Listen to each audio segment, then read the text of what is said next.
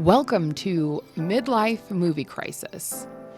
So here's the deal. What you're about to endure, or should I say enjoy, hopefully, are two really good friends who really like to watch movies. So what we're going to do is dish out some unsolicited feedback to you that you didn't know you needed, or maybe you still don't. For our first episode, though, we're going to be watching and reviewing The Monkey. So, not really watching with you, but just reviewing. And just a heads up, despite our best efforts and being in our midlife, of course, we did run into a little bit of technology issues. It sort of staged a mutiny. So, bear with it. The video portion will kick on after the first few minutes. And let's go ahead and lower our expectations and get into it. All right. Well, we want to welcome everyone to Midlife Movie Crisis. This is a podcast based on people in their midlives who are always dealing with crisis, reviewing movies that most of the time our opinions shouldn't even fucking matter. And here we are yet reviewing them. Wait a minute. I'd like to be clear here. I'm not in crisis. I didn't know that was a part of a prerequisite to It be is. a part of this. I thought we were just. You're old. Oh. You're in crisis at all times. Oh. Well, I mean, if we're talking about Yeah. physically, then yes, there are aches and pains and things that happen when I sleep wrong for approximately 2.5 minutes. Bend over to pick something up like my shoe. I wake up constantly in crisis mode. I go The only time I go to sleep in crisis, I dream in crisis, I wake up in crisis. It's like Jesus crisis.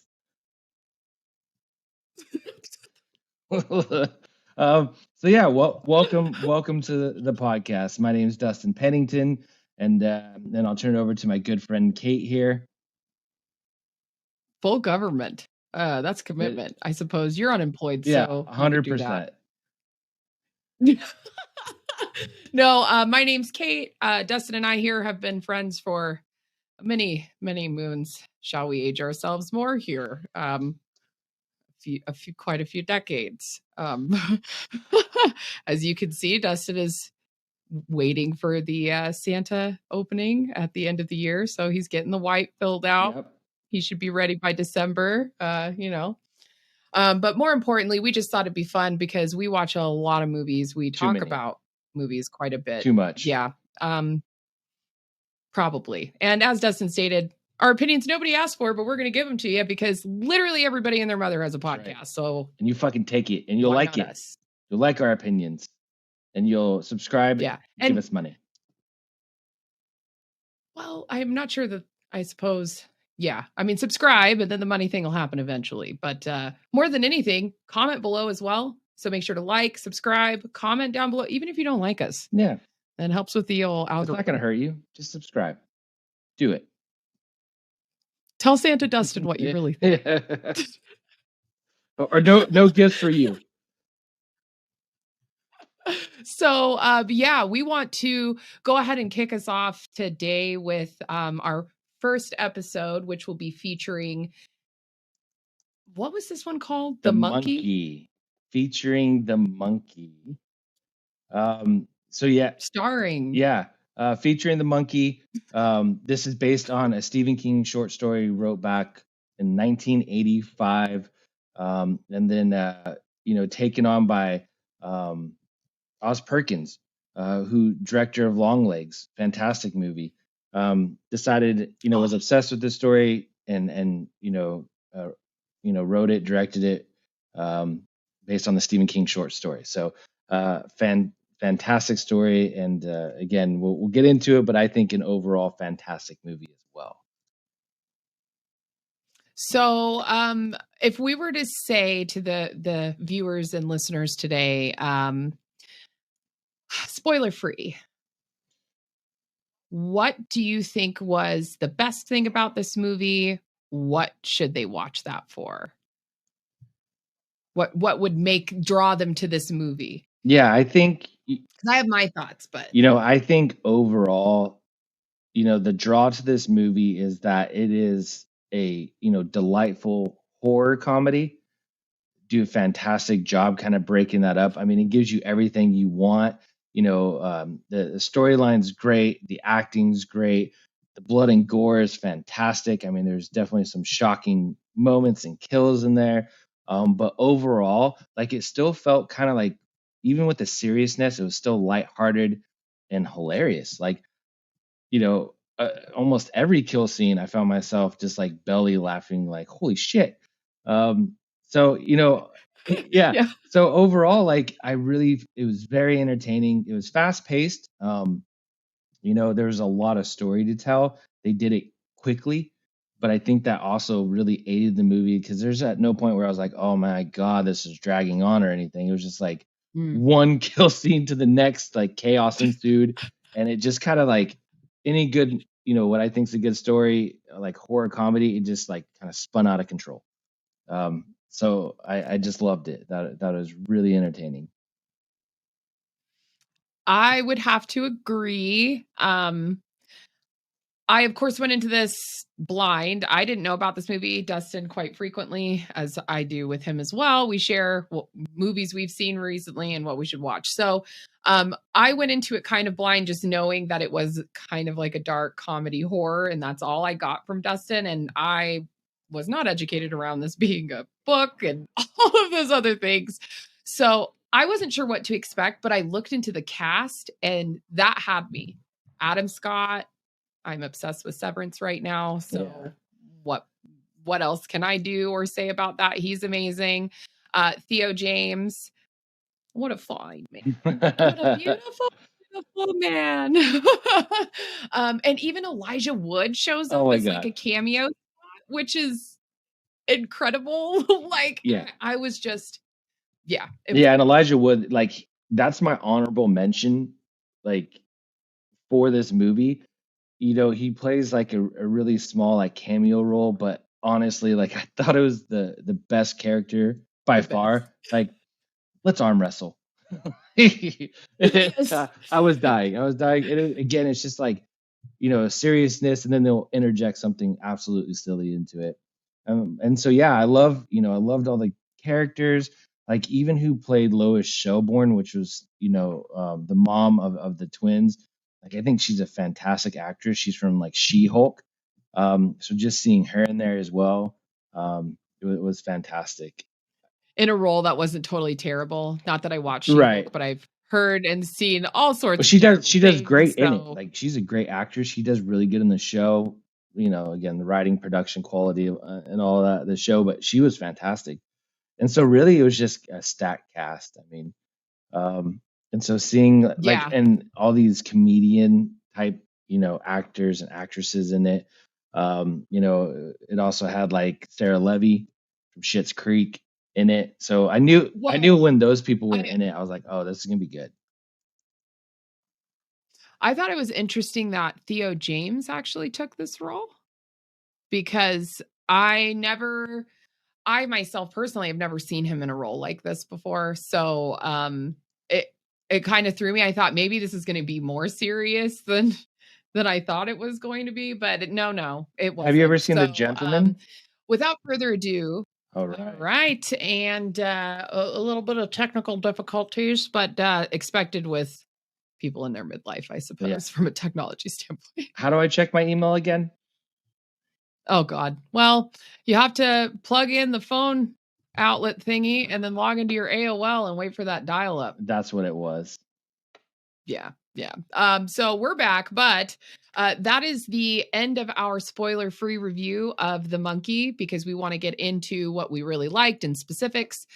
If you haven't watched it, leave now, or if you don't care about spoilers, proceed. However, please come back. Like, don't just leave and then leave Yeah, forever. just pause Come back this, after you watch it. go watch the movie, come right back, finish this out, and then comment. Comment like whether or not you thought we, had it right, wrong, indifferent. Let us know. Because our opinions don't even matter to us. Yeah, I'm gonna be honest with you. I don't even give a shit about my own opinion. Yeah. So it'd be interesting to see if you guys do. So as we mentioned, star-studded cast, right? Like as far as a silly dark horror movie goes, I feel like it's pretty good. I want to talk a little bit about the storyline of this and how this opened up. I did not know what to expect, and so I was actually surprised by how much focus they put on the boys as they were younger. And I understand why, because obviously it was huge to the story, but I was surprised a little bit. So also that they didn't like try harder to find identical twins. Um, Not saying it's easy, but it's Yeah. like kinda like couldn't Give like I don't twins know. jobs. Right? It's like Hashtag the that. midgets for oh, I probably just blew it with that one, huh? The little people or whatever for Snow White, they didn't get to play dwarves. Instead, they thought that they were, helping them by making it all CGI. It's like, no, you just put however many people out of work, dude. Yeah. What is Peter Dinklage going to do with himself? Game of Thrones is over. Give that man work. Okay, wait a minute. I feel like you probably just referred to the worst actor you could have like referenced as far as that. He's very the, successful, the only one especially who has a outside of Game job. of Yeah. Thrones. But he needs more I'm not work. saying the only one, but I just saw I just saw that he is going to be in the new season of Dexter. Apparently Peter Dinklage oh. is on cast for the new season of Dexter. Oh, I think I saw that too, and they Yeah. put him in the heeled boots to make him regular height. Did he really? That would be terrible. Dear God. I don't know. Please do that. All right. All Let me right. not get So us canceled yeah. before we even get started. So So, do you want to take the viewers into we'll like, get back into I it. don't know.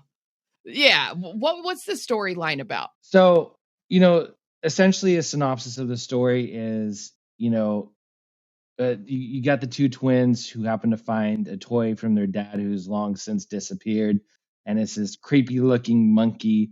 They turn the key, and they very quickly find out turning the key turns into chaos. And so it's kind of a split story, between them as children, and then it goes, decades later, them as adults. And you know, one thing is like this is vastly different from the Stephen King story. The Stephen King story was wrote in 1985, part of Skeleton Crew, one of a collection of short stories. And in Stephen King's story, it's really just one day of this dad years later with his kids and his wife that comes across this monkey, and it goes through just a few of the things it did to him when he was a kid and how he's trying to destroy it now. Oz Perkins took this, kept the same character names, that kind of thing. Some differences, like they weren't twins in the story. Hal was married uh, in the story and still with his wife. Petey was with him as normal. Anyways, Oz Perkins took it and like ran with it, and holy shit, did he run with it! Like, just from the again very opening with the two twins' dads trying to pawn that shit off and get rid of it as quick as he could, like covered in blood. He just runs in, is like take this. The guy like, oh, no returns on toys. He's like, don't call it a toy. Instantly getting impaled and And disemboweled disemboweled. by a harpoon gun. One of my favorite parts is directly after that when, um, you know, Peter is the dad character played by Adam Scott, like takes it out with the flamethrower and just manically tries to burn the shit out of it. And it's like opening the monkey. Like, Sees the flamethrower and immediately is like, yep, this is the only way. this is the only way. And I mean, just from that opening sequence, I was like, oh man, we are in for it. And so yeah, then it like cuts back, to the twins, Hal and Bill. Hal's kind of, was born a few seconds after Bill, so Bill thinks he's in charge. Hal's kind of geeky. Bill's a bit of an asshole. Pause real quick. Do you remember the placenta eating thing? Do you want Yeah. to explain that to me? Because I didn't understand. Like, first of all, I'm sorry, that doesn't happen in childbirth as far as I know. Granted, I haven't had any of my own, but So scientifically, I don't think that the babies eat the placenta, right? they Like, what is do. happening? They pull the Oh, good. nutrients from it via the umbilical cord, so Yeah, they but like not eat it. like he made it Eat it. sound like that. Yeah, they're not hoovering it. All Right. right. They're not like that's the way he made it sound like, oh, yeah, well, he was, No. he's, yeah, No, that's, eating the placenta is strictly reserved for like hippies who do home birth. oh, And then they'll well, like that's I knew special. someone who ate their own placenta after giving birth. That is a thing. Okay, so that to me, I'm gonna get hate. I'm already ready for it. But that's like borderline the lady who made the bread with her own yeast. You know what I'm Yeah, saying? Like, right? that's some Am I wrong sourdough. here? No. Okay. Oh, oh, Yeah. Didn't you have oh, sourdough we're for gonna take a breakfast? quick commercial break. I'm pretty sure It's not you had my sourdough sourdough. with yogurt, wasn't it? Isn't that what you had? The yeastiest shit you can eat. Yes. Can we also not confuse? Why do so many people confuse my foods as well? I did not eat the sourdough in the yogurt. I had yogurt and I had some sourdough toast. I Things just side by envision you side, not spreading yogurt on yeah, sourdough. like there's been a big misunderstanding around hot dogs with me. I wonder why. um okay.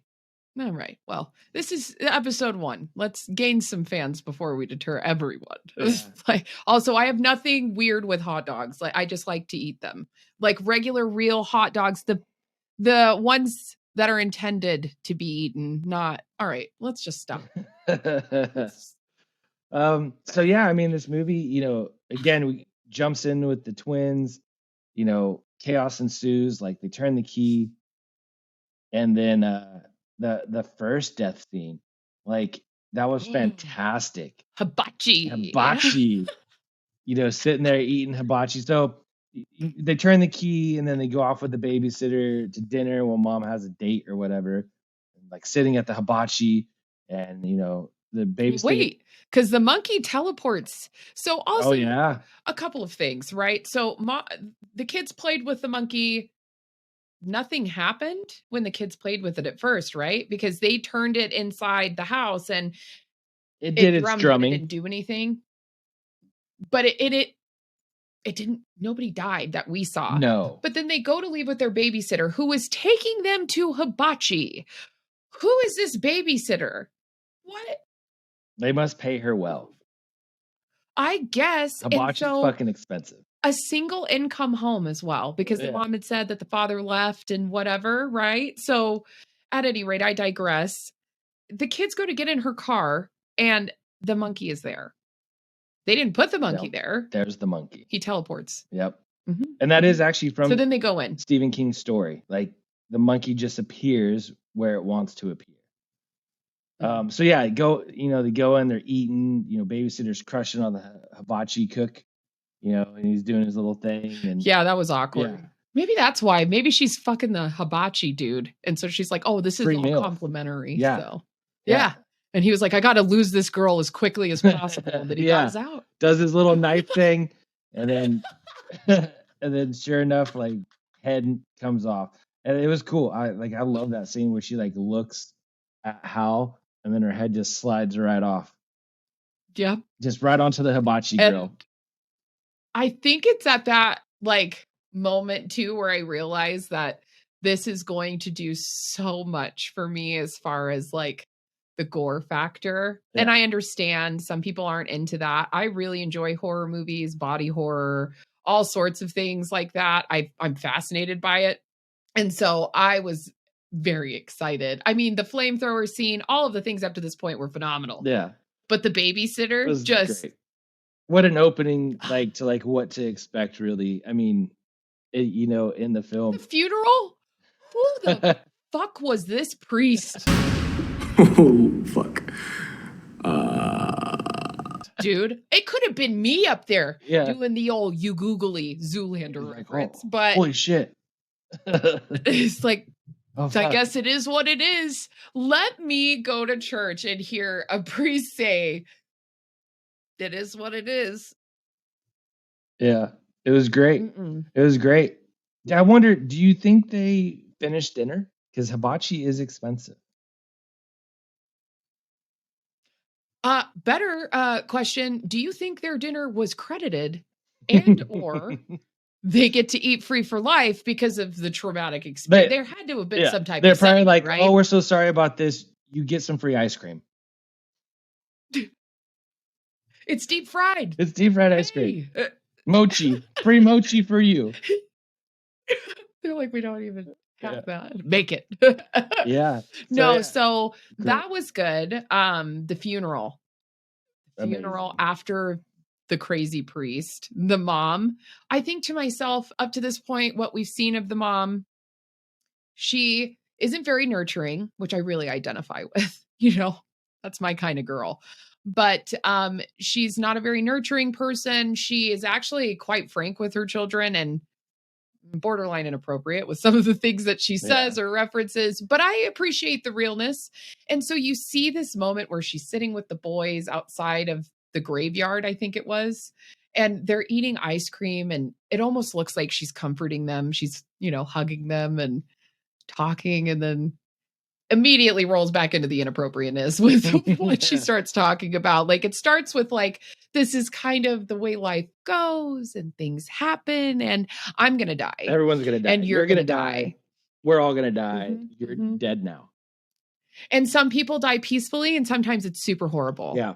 And sometimes it's horrible with extras. Like, it was hilarious to me because I thought, she's a real one for that. She is a real one for that. Yeah. That is. And then they danced. And that was allegedly the best day of Hal's life, which is cute, but also incredibly depressing. Incredibly. Like, poor Hal. Yeah. And then, and then he goes from there, and then, Hal's being bullied by Bill because he's just a nerd. He wears glasses, so obviously he's a nerd. He's got glasses. What was the gaggle of girls? He's getting bullied at school by like a group of girls who, quite frankly, don't have any business to be bullying anyone but themselves. Right. But where does this happen at? I'm not saying bullying doesn't happen or it doesn't exist, but like this mob of children, and they were all girls. It was the 80s. The 80s were crazy. Oh, it was 1999. Was it? When they were. Yeah, that's what it said. Oh. That didn't happen. Yeah, that was before Y2K. So yeah, everything was crazy. Not that crazy. God damn, dude. You're making it like it was fucking Mad Max out there. Shit.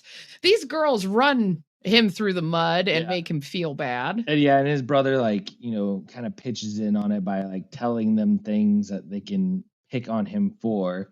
So Hal gets all, upset about it. Comes home, is like, oh, I'm going to kill my brother. Well, yeah, because Bill told all of them that he was obsessed with this monkey toy. And so then they start. Also, the bananas, the number of bananas that these kids. I don't even care if it's 1999. That was a shit ton of money in bananas. Where are you getting this money from? Even Costco would probably double take with as many bananas as the kids were walking up to with the giant boxes. I'll put a picture somewhere for everyone to see how large, how many bananas this is, and how they were able. How did he not get away? And where's the teachers? What is happening? The teacher's just standing there, letting them put a pallet worth of bananas on this kid. Yeah, literally. I don't even. Oh god, it said team lift on the box. They had to put the fucking back straps on, Does someone have a forklift? You hear beep, beep, beep, beep. No, what were those little pallet jacks? They come in with the pallet jack. Bringing it in there. So covers Hal on bananas, and then he comes home all pissy.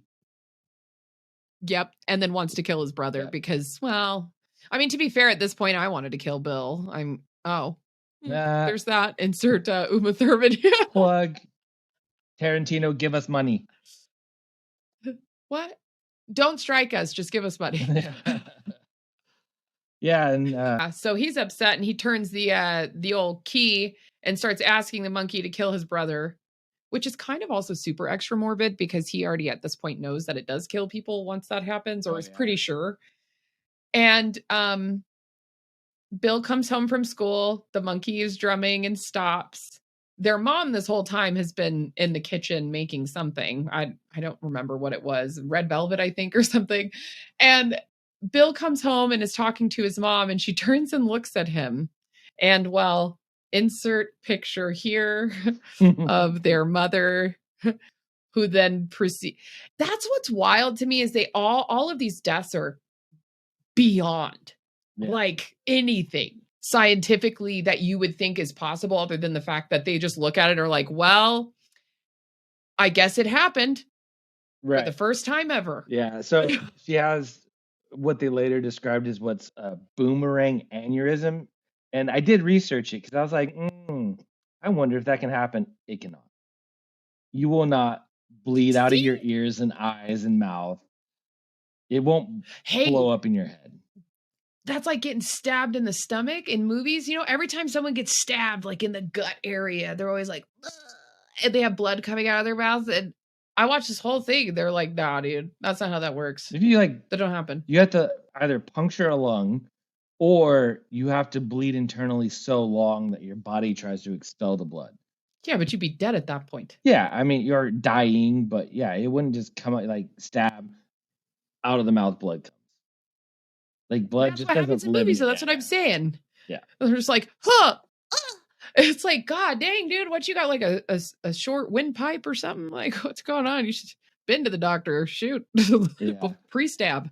Yeah. And what's interesting though about this kill scene, so like House, turns the key, Bill comes home, ends up killing mom.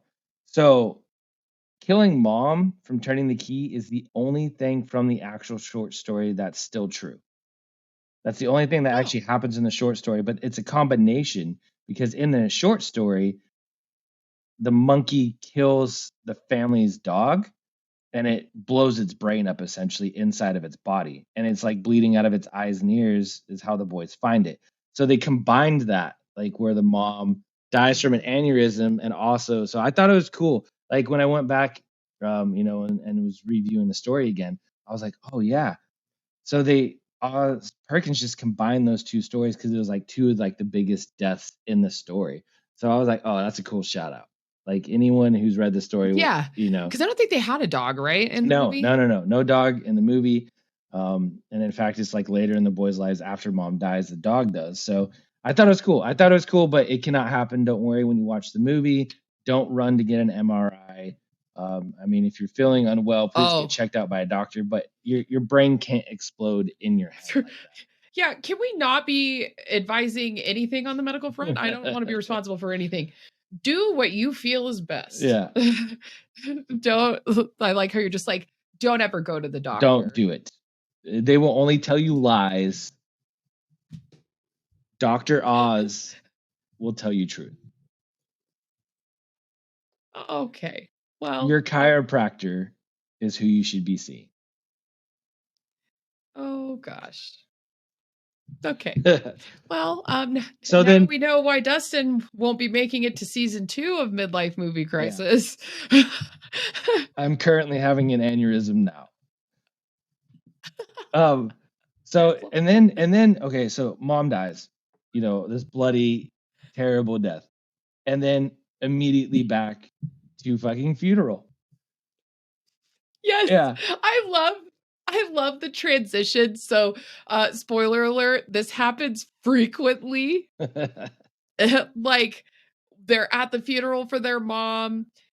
After the funeral, one of the most hilarious scenes in the movie, in my opinion, is when Hal is sitting on the steps of leading to their basement or their room or something like that. And their uncle comes and sits down next to him. Yeah. And is having a heart-to-heart, trying to say, basically like, I'm sorry this is happening, I'm here for you, whatnot. And the last part of that, he's like, me and your aunt never wanted to have kids. We're also swingers, but I just want you to know we're going to do the best we can to take care of you. And just so you're aware, it's not going to be good enough. Yeah, I thought it was great. Real recognize real though. Yeah, for real. It's like, we didn't want you, but here you are. I mean, we're going to try, but we're going to fail. So after their mom dies though, Bill and Hal are chilling in a room and decide they have to do something about the monkey. Hal went and tried while Bill was sleeping to destroy the monkey. Yep. He chopped it up, quote unquote, got rid of it. When he chops it up, it's like flesh. It bleeds. It's It was very gross, but he chops it up, throws it out, and thought it was fine. They move and relocate to Maine with their aunt and uncle. I don't remember where they were from, but whatever. They relocate. And then the monkey shows up again. Yep. And so he teleports back into their life. They both are talking about it. And Bill says, you know what, Hal? I think we should use it.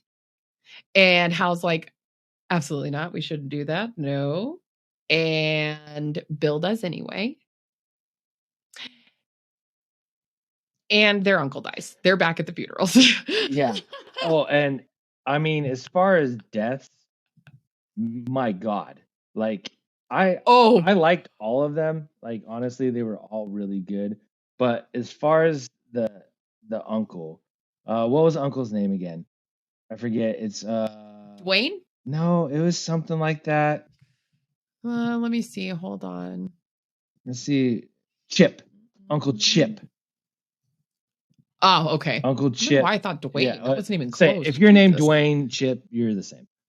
Drink your Busch Light, have a good time. Yeah, and then he's like camping and gets trampled by like dozens of horses.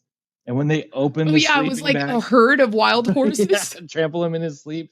And when they open it, it is literally just like freaking strawberry jelly with like bone inside. It was fantastic. Like one of the goriest things I've ever seen. Yeah, so bad. Yeah, so kills Chip, and then they're like, oh shit, this is a real thing. We got to get rid of it. And then like throw it. So they throw it in a well. Yeah, throw it down the well, which is actually from the story as well. That's how the kids do initially try to get rid of it. Well, actually, it's just how. In the story, Bill is actually 2 years older. I believe he's an older brother. They're not twins, and Bill doesn't know what's going on. It's just Hal. But yeah, Hal and Bill throw it down in the movie, and we think, okay, monkey gone, right? Well, no, because it's 20 minutes into the movie. And yep. Otherwise, it'd be very short. Yeah. It'd be a short film for a short story that went nowhere. And so we go 25 years in the future? Yeah, I think so. Yeah. Oh yeah, because it was basically 2000, and now we're in 2020. Yep. I get what they did. That makes sense. Okay. Yeah. Well, we get to see Hal grown, which he's weird. He's a very nice guy, but he's very awkward. Of course, this is Theo James, and he is just absolutely beautiful to look at, even as a nerdy, awkward dude. However, he talks about wanting to go see his kid. He's going to go see his kid that he only sees once a year, which is by choice, I guess, is what he says. And then this is where we get to see Elijah Wood. I'll let you take this part because... Yeah, it's fantastic. He shows up to essentially his ex-wife's house to pick up his son, which he had described to his vaping, 19-year-old boss, that like he only sees him once a year. And so he shows up there, and he's sitting on a couch with his, ex-wife, and across from him is Elijah Wood, like sitting at a desk. And supposedly he's some kind of like guru, therapist guru, or like success guru, or something to that effect. And is just talking the most like douchebaggy talk ever. Oh yeah. It's like and they're talking about how like Hal only sees his son once a year, and how stepdad is gonna essentially adopt him now, and it's like, hey, this is your last year. Otherwise, Ted Hammerman is Elijah Wood's character. Of course, Ted Hammerman, the most douchiest name ever. Ted's gonna adopt him because he needs a real parent. Hal's like, well, I want to see him. I think it's best for him. Not obviously, you can see that like Hal's worried that him being around Petey is going to get Petey hurt. And just Elijah Wood's character the whole time is just amazing. And that's like my favorite part of the movie as far as comedy, hands down, is like they're going back and forth between Hal and Ted, and some like tit for tat, and then Ted says something. He says, I took your power. He's like, I took your power. That's what it was. He's like, I took your power. He's like, let's arm wrestle. Yeah, he keeps referring to taking Taking the Hal's He's like, power. you can't take my And power. He's like, I took your power. He's like, I didn't give you my he's like, I power. took it. I just I took it. took it. Now I let's arm have it. wrestle. And Elijah Wood is so small. Like it is Yeah. hilarious to be he did great with his character and it was off the wall and definitely not the way that you normally see Elijah Wood. Yeah. Like he normally plays characters that are either nerdy and quirky or hobbity or like not this, and he was just like a total douche. I don't think I've ever seen him in like a full-blown egotistical Yeah. douchebag role. Yeah. It was fantastic. Yeah. So Hal goes, picks up Petey, and it's like, hey, you have the weekend together, say your goodbyes. And so they go off, leave. And then I think this is where it cuts to like Ida, right? Aunt Ida. Oh yes, yes. Yeah. So Hal's gonna take Petey to an amusement park and stuff because it's supposed to be their last hurrah.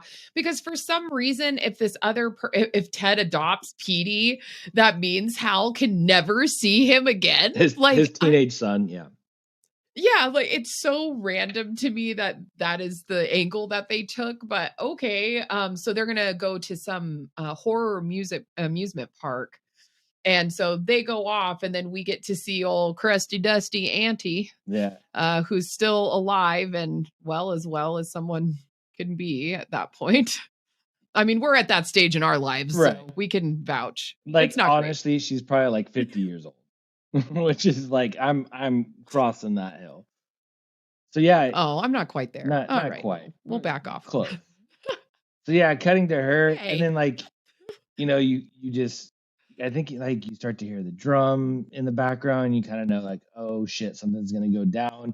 Then again, just like another hilarious death scene ensues. She like what goes to the basement because she like hears something, falls through and gets a face full of like Like the fishing basement hooks. stairs underneath it is like all of her husband who died years ago, all of his like fishing lures, and she falls through and then comes up and just has fishing lures in her face, and you think, what a terrible way to die. But she didn't die there. Nope. How did she catch fire? So she goes and she like takes him out, and then she goes into the kitchen because she like smells gas. So after she takes the lures out, she's like smelling gas, and then it just lights her head on fire. Just completely on fire. And then runs through the house, leaves the front door, steps in a bucket, has that stuck while her head's still on fire, and runs straight into the for sale sign, just impale shish kebab right through the back of the head while on fire. And no, front. Yeah, it goes through the front, out the back. Oh, I get what you're saying. While I don't on know how to fire. understand English. And cinematically, I think that was the coolest kill, where it like has her like stuck on their head on fire. Like I was like, oh dang. And then the construction cone they put over it Yeah. when Hal shows up. I'm like, what? I'm like, there's no way. And just so we don't forget, coming up here, we'll be talking about Hal and Petey going to the house and whatnot, and that'll all make sense. But there is a scene later in the movie where they're walking through the house, and you can see the camera pans back, and you can see the ceiling, and you see a black streak of burn on the ceiling where she ran through with her head on fire. Like, yeah, it was great. The continuity was incredible. Yeah, Oz Perkins did so good. Like every little thing was fantastic. So yeah, so Aunt Ada dies, and then Hal's back in the hotel and gets a phone call, like a mysterious phone call. And as soon as he answers, you realize like, oh, this is his twin, Bill, calling and letting him know, hey, Aunt Ida died. You need to go back to the house, and deal with that and all that. And he's like, oh, I got Petey. And see if the monkey's there. Yeah. He was. Yeah, they start kind of talking about that, like the monkey and all that. And man, this next scene was fantastic as well. Hal's like, oh, I don't want to disturb Petey, so he's outside on the phone in front of the pool at the hotel. Oh, AC unit comes down, barely misses them, and you're just like, uh-oh. See it electrify the pool water. You see the lady walk up onto the diving board. She goes to jump in, and he's like, oh, wait. And when she hits the water, I was expecting like a frying situation, like normal, like skin turn black, start melting, whatever. No, this bitch hits the water and blows up spontaneously combusts like on a landmine. It just rains visceral, like blood, guts, body parts everywhere.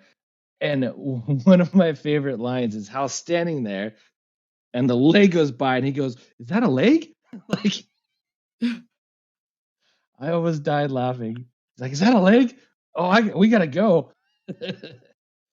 So at that point, Hal's like, okay, I'm going to have to do something about this. But he doesn't want to because of his trip with Petey, and he has Petey and doesn't want to involve Petey with anything having to do with the monkey or whatnot. He's assuming that something's going on. You can tell his character is like, dang it, this lady just blew up in the pool. I'm pretty sure something's up. So Petey's been trying to figure out he doesn't know anything about his dad, basically. They've only seen each other like once a year since he can remember, and he doesn't know anything about his family history or any of that. So he's trying to find out more. And when he finds out that Hal has been asked to go see the estate of his aunt who just recently passed away, Petey convinces him and essentially guilts him into taking him with him to go check it out. Which I will say, the realtor, so they pull up to this house, and there's a realtor that greets them and gives her card to Hal, which makes sense. That makes sense. But then she goes to introduce herself to his son, and she had mentioned that Hal's brother, his twin, had said that he was going to be coming, and goes to hand her card to the kid, which is like, what? And thank God, Petey's a smart kid. He's like, I don't buy houses. Like, he's just a teenager. But also, I didn't know my dad had a twin. I didn't know I had an uncle. So thanks for that. So Hal immediately is like, God damn it. And they decide, he says, I'm going to go in the house. You stay in the car. Petey says that. Do you remember what Petey tells him to get him to go in the house? Yeah, he's like, I got to take a number 2. Yep. And he was like, why didn't you do it at the motel? Or, can you wait, basically? And he says, I'm one of those people who can only poop in a home. Yeah. So, and I think at this moment, it's the realest part of that movie. Like, let's be honest. Like, everyone... people can't poop in public. That's a real thing. Everyone prefers to shit at home. Like, remember when we went to barbecue? And then we were supposed to go out? We were with... yeah. And I was like, nope, we got to go all the way back to your house because I ain't doing this. Yeah. I ain't doing this in a public bathroom. Or that one time we went to go bowling, but it was so busy we couldn't find parking. And so you went in and went to the bathroom, and we were supposed to meet you in there. We drove around the entire place and couldn't find parking. And so we told you to come out. And so you ended up sacrificing your comfortability and pooping in a public place instead of the house. And then we just went right back to the house. Yeah. Yeah. That was...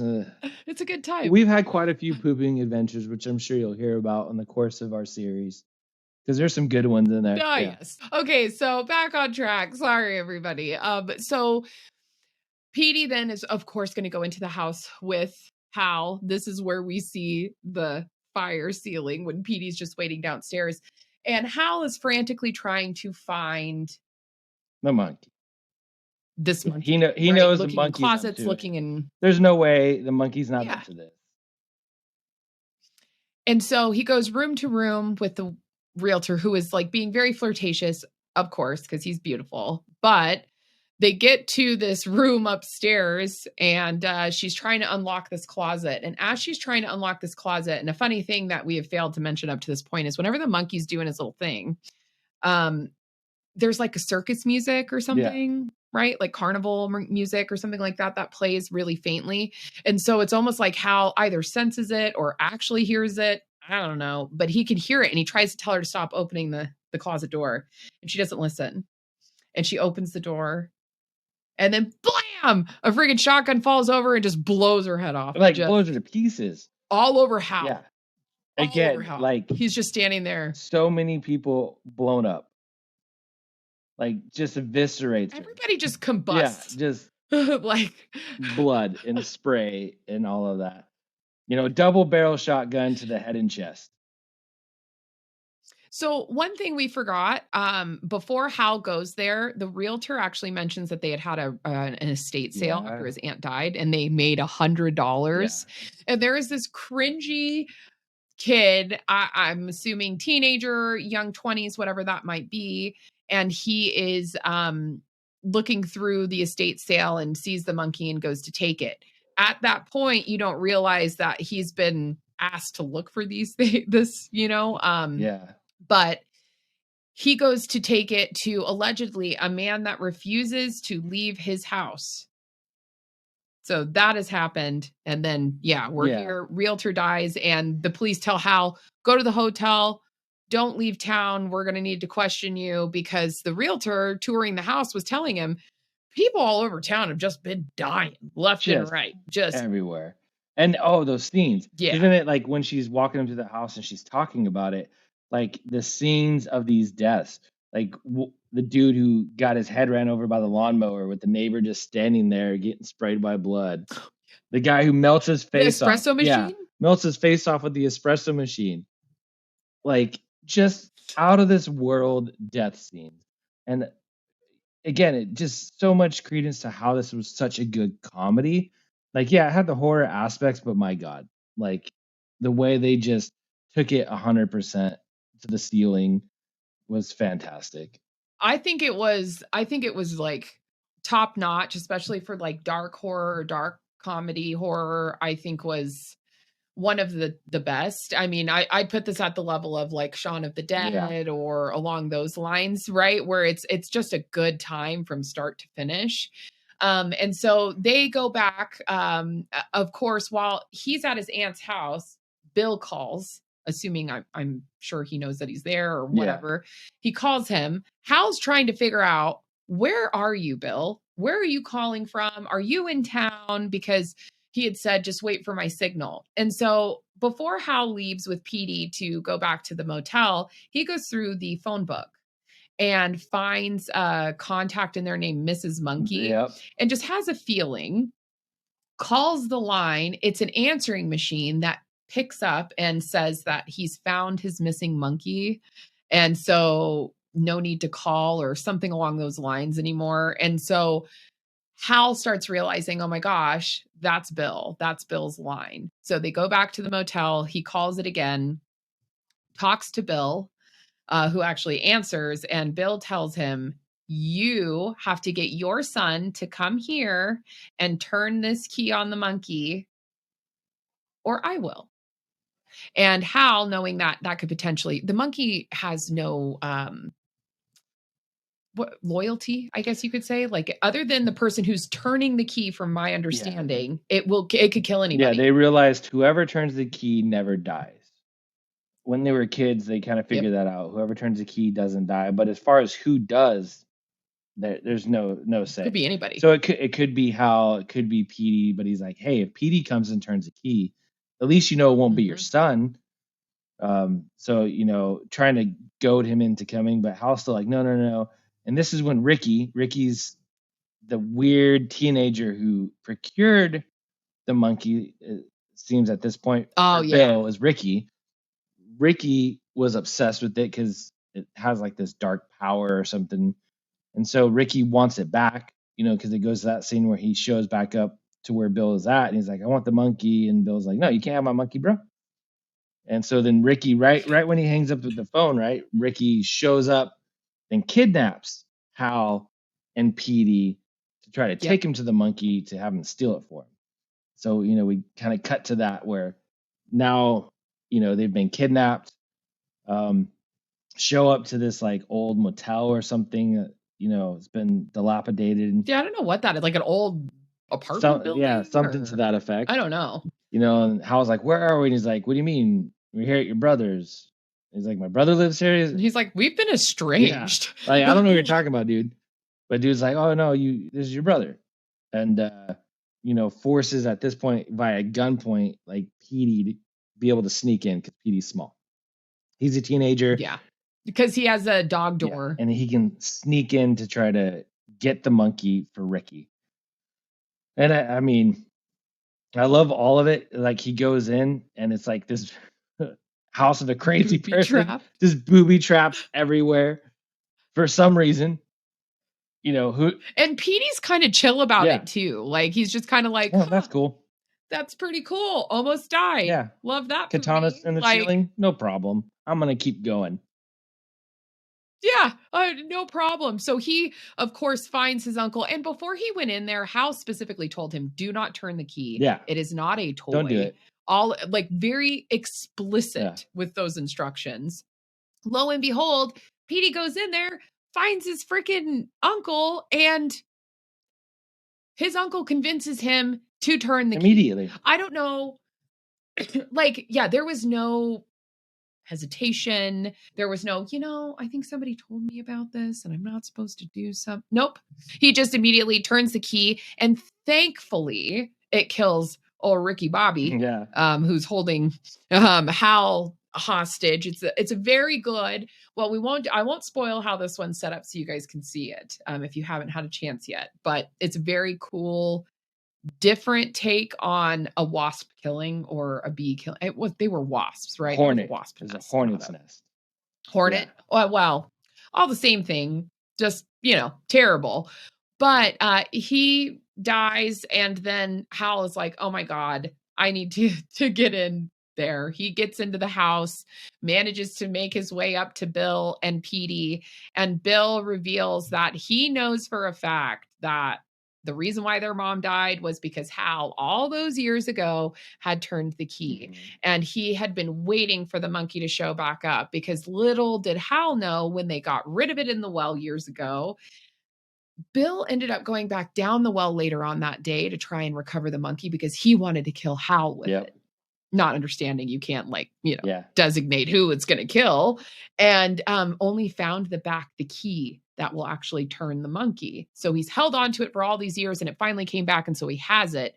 And so he's been turning this key and literally killing the entire town at random in an effort to try and kill Hal. And I like right before Hal gets up there too, when Bill is like, because they turn it, ends up killing Ricky, and Bill's all mad at the monkey, like, why won't you kill Hal? And he tries to force the drumstick down to make it kill, and the monkey throws him, and then just starts beating the drums like crazy. And at this point, like, all hell breaks loose. Right? It kind of shows like Bill looking out at the city. Everything's on fire. There's planes crashing. A plane Yeah, crashes. there's people from the parachute, because they had mentioned skydiving previously earlier in the movie. Oh Yeah, and the skydivers come crashing through the ceiling. Like one's a bride, like skydiving, I guess, on her wedding day. Yeah, because they do weddings, remember? Yeah. And just like everyone just starts dying everywhere. And the monkey's just beating the drum like crazy. And then again, yeah, Hal comes in. And I love it where Bill's like, Hal's like, well, why? Like, why are you doing this? And Bill's like, because you killed my mother. And Hal's like, she was my mom too. And what did Bill say? He's like, oh, I never thought about it like that. He's like, I never thought of it like that. Like, oh yeah. What? This whole time you just like, yeah, the sense of like acknowledgement in Bill. He's just like, oh yeah, I never thought of it that way. And he's like, I guess you're right. I guess I maybe I shouldn't have done all this. I'm a piece of Yeah, shit. I probably should have killed everyone and tried to kill you, because you're right. It was your mom too. You probably feel pretty bad. And then the end scene with Bill. My God. Oh yes. The booby traps go off, and it loads a cannon, and he's doing this whole like, yeah, I never thought about that. How? Like, basically, I'm sorry, cannon tilts. Oh, he said he wants to go on a trip. Yeah, he's like, we should go on a trip or whatever. Cannon blows Bill's head off. Just straight off. He can't go on the trip. Straight off. And again, another just over the top scene.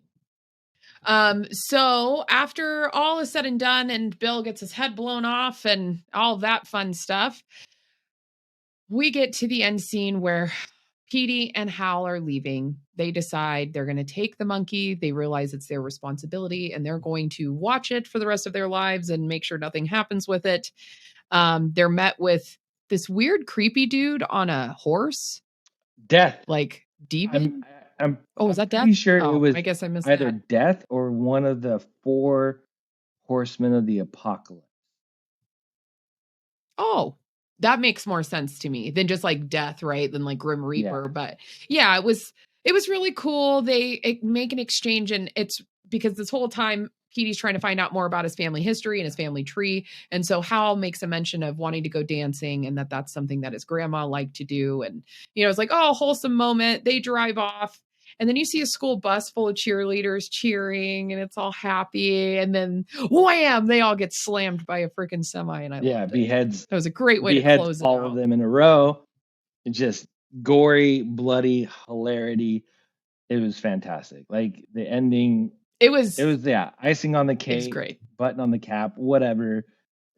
Just again, it was because it was like really serious, and that's how this movie was. It like get real serious for a second, and then comedy, just to keep reminding you like don't take this movie too serious. Where you're at. Yeah. And so a serious death comes, and they're like, we got to protect this. This is our job now. Like maybe the apocalypse is happening, and then the school bus of cheerleaders all hanging out the window, semi beheads all of them in a row. And you're just like, oh yeah, that's right. That's where I am. This is what I'm doing right now. Yeah, and then it's just credits. Credits. And then it's credits. Like it was. And I'll say, at the end of it all, I would give this on an out of 10 scale. I'd say 8 out of 10, Yeah. At least 8 out of 10, just because the acting, the storyline, all of the dialogue was really great too. There wasn't any lulls for me. Nope. To your point, it was very fast paced and kept you invested in all of the characters and everything. I mean, even stupid Ricky with his bad wig, like I was still kind of invested in his character, like I was like, oh, okay, until you couldn't be. So I'd give it an 8 out of 10. What do you think? Dustin? Yeah, I agree. 8 out of 10 it would be what I give it. It's fantastic. So again, 8 out of 10, absolutely would recommend it for those who, maybe don't like to be scared. There's some jump scares, but it's not horrifying or terrifying. It's not a scary movie. Yeah. It's funny. It's more gore is what, if you're someone who doesn't like gore, then yes, I mean, there are going to be moments and scenes that are a little bit more graphic, but yeah. And I think it's really important too. If you were able to stick around till this end, go ahead and hit us with a popcorn icon in the comments section. Hit us with a like, subscribe again. We're looking to be back weekly. So getting you guys one movie review at least every single week, provided nothing crazy happens, but I can't imagine that would. How could it in a life in crisis, as you said, right, Dustin? Right. I mean, we're in crisis, but we're old. We ain't got shit to do except sit here and like holler at you. We've been through some recessions. It's all right. I'm either doing this or I'm yelling at the kids to stay off my lawn. So I don't got a lot going on. And they're your kids, so you're not supposed in to between this and my prostate exam. I don't got a lot going on. So yeah, like, subscribe, and then go in the comments. Tell us what you would like us to review. The more outlandish, the better. So don't feel like, hey, I can't throw something out there. If it's crazy, we'll watch it. We'll tell you what we think and whether or not, you have good taste in movies. And we promise not to call you out. Maybe. We won't share with everyone that it was you that made us watch a terrible movie. Rumor has it we may be doing our next episode on Popeye the Slayer Man. Yep. So be on the lookout for that one, and we will see you next week. Goodbye. Bye. Pulled up, made my appearance. You can't sit with us without clearance. That lame shit, never let it near us. And your girl will choose my team cause you still living with your parents. Flexing on the gram with your paycheck. Stop showing off them bills you ain't paid yet. Couture 101, this ain't made yet.